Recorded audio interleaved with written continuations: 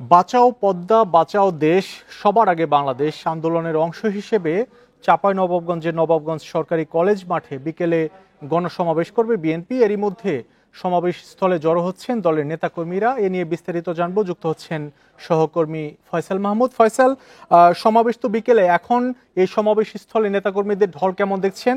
আর BNP মহাসচিব কিছুক্ষণ আগেই গণমাধ্যমে কথা বলেছেন, তিনি আর কি কি বিষয় উল্লেখ করেছেন? চাঁপাইনবাবগঞ্জের নবাবগঞ্জ সরকারি কলেজ মাঠে আসলে পদ্মা বাঁচাও দেশ বাঁচাও আন্দোলনের অংশ হিসেবে আজকে গণসমাবেশের আয়োজন করা হয়েছে এবং এই গণসমাবেশে এরই মধ্যে নেতাকর্মীরা আসতে শুরু করেছেন এবং আমি যেটা দেখেছি যে এই কলেজ মাঠে মোটামুটি 1/3 এরই মধ্যে ভরে গেছে এবং বড় বড় মিছিল নিয়ে নেতাকর্মীরা আসতেই আছেন।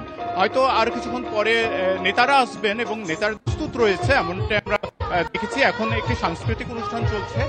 এর আগে আসলে মির্জা ফখরুল এর মধ্যে চাঁপাইনবাবগঞ্জে এসে পৌঁছেছেন এবং তিনি চাঁপাইনবাবগঞ্জে পৌঁছে মহানন্দা যে নদী আছে চাঁপাইনবাবগঞ্জে শহর ঘেঁষে, সেই মহানন্দা নদীর উপর নির্মিত রাবার ড্যাম পরিদর্শনে গিয়েছিলেন এবং সেখানে পরিদর্শন করেছেন এবং সেখানে সাংবাদিকদের সঙ্গে কথা বলেছেন। তিনি আসলে ওখানে তিনি মির্জা ফখরুল যে বিষয়গুলো বলেছেন তাতে সবচেয়ে বেশি গুরুত্ব দিয়েছেন ভারত বাংলাদেশ সম্পর্কের উপর। তিনি যেটা বলেছেন যে বাংলাদেশ যখন মহান মুক্তিযুদ্ধে আসলে 1971-এর মুক্তিযুদ্ধে ভারত যেভাবে সহযোগিতা করেছিল সেভাবে সহযোগিতা আরো বাড়ানো দরকার ছিল, কিন্তু সেই তুলনায় আসলে ভারত সরকার অর্থাৎ বর্তমান মোদী সরকার যে ছিল সেই মোদী সরকার হচ্ছে যে এই সম্পর্কটাকে এগিয়ে নিয়ে যেতে পারেনি এবং তিনি যেটা বলেছেন যে বারবারই আসলে মোদী সরকার চাপে ফেলেছে বাংলাদেশকে এবং চাপে ফেলে বিএনপি মহাসচিব এই সমাবেশে আরো গুরুত্বপূর্ণ অনেক বক্তব্য রাখবেন।